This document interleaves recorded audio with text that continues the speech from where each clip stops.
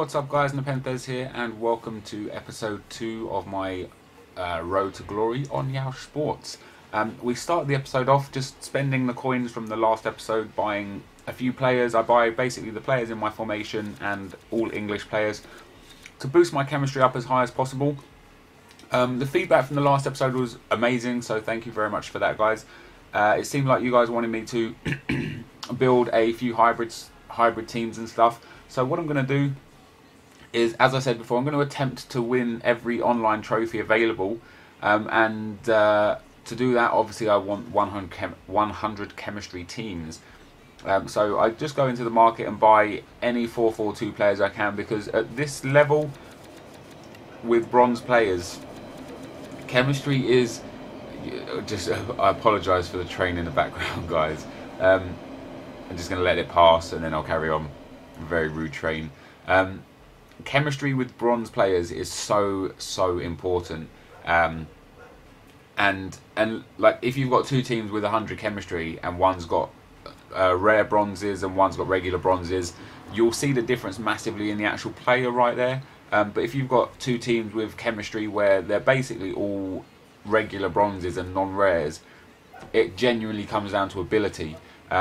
So hopefully if I get a 100 chemistry team and don't come up against any full rare teams, it will come down to my ability as a FIFA player to... Jesus Christ, what is with people outside today? That car is just making ridiculous noise. Yeah, it will come down to my ability as a FIFA player to win games rather than chemistry or you know, good players or good teams. And in a bronze tournament, which is a tournament I'm going to be entering today, I would like to think I'm good enough to take on anybody I come up against.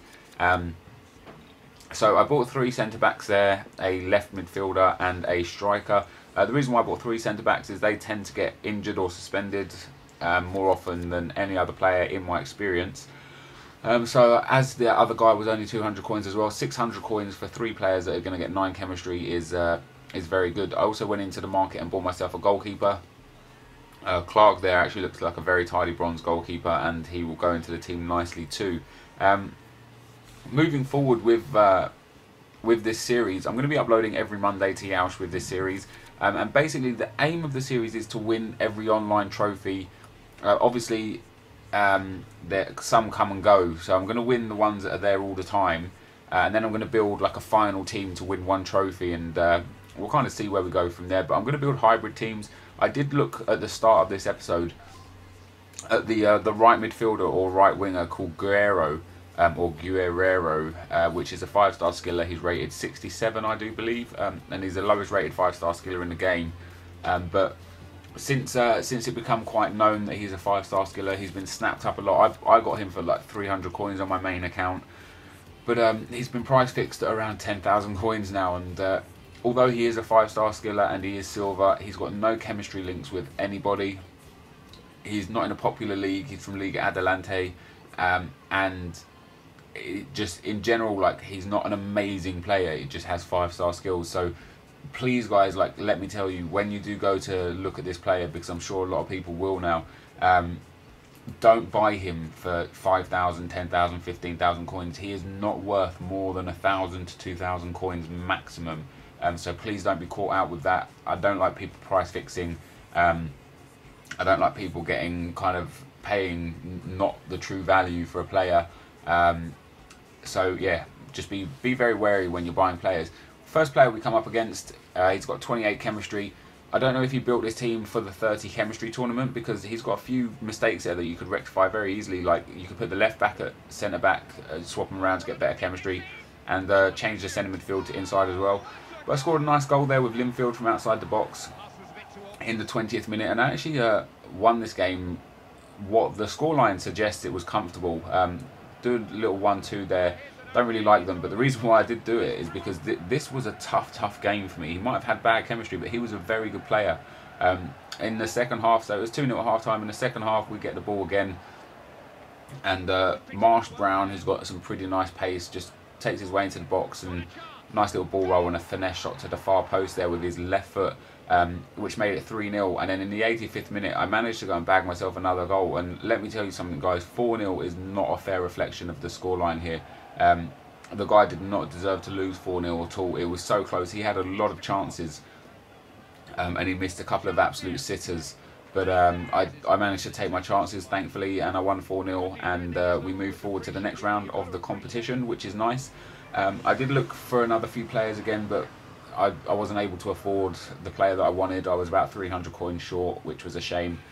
And he got bought for his buy now price.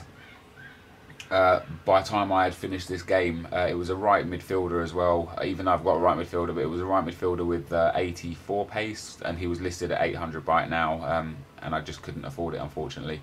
But we come up against another team, and I should have known by the fact he had a Man City badge and a Man City kit that he was going to have a top team. Not that that should mean that I don't play him at all. I'm not the sort of person that doesn't play people because they've got good teams. And I was correct, he has got a very good team, and the right midfielder there has got incredible pace. He's got 100 chemistry, and as I said at the start of the episode, you know, the fact that he's got the rare bronze players tend to have one or two incredible attributes for a bronze player, like very good shooting or very good passing or very good speed. Moment of madness there. For some reason I slid the guy, gave him a penalty. I forgot to put in the clip where he actually scores a penalty, but he does score a penalty. As another train goes by, Jesus Christ, this is ridiculous. But I do manage to get myself a corner and get a penalty of my own. It was a very close game, this game. He had a solid team, and he knew how to play the game very well. But I did get myself a penalty in the 58th minute, and then we have like a little cluster of goals between the two of us. So I scored to make it 1-0 in the 58th minute, and in the 63rd minute I get a free kick and just give it to Day, who unleashes a shot from hell and takes a lucky deflection and goes in to make it 2-1 in the 63rd minute. And almost directly from kickoff, it was directly from kickoff, I had another great chance here. Brook goes through to make it 3-1, but he misses, puts it wide. I was so gutted. Like, this was such an intense game. If I could have got the 2-goal cushion there, I probably would have gone on to win the game. But from me missing that chance, he takes his goal kick.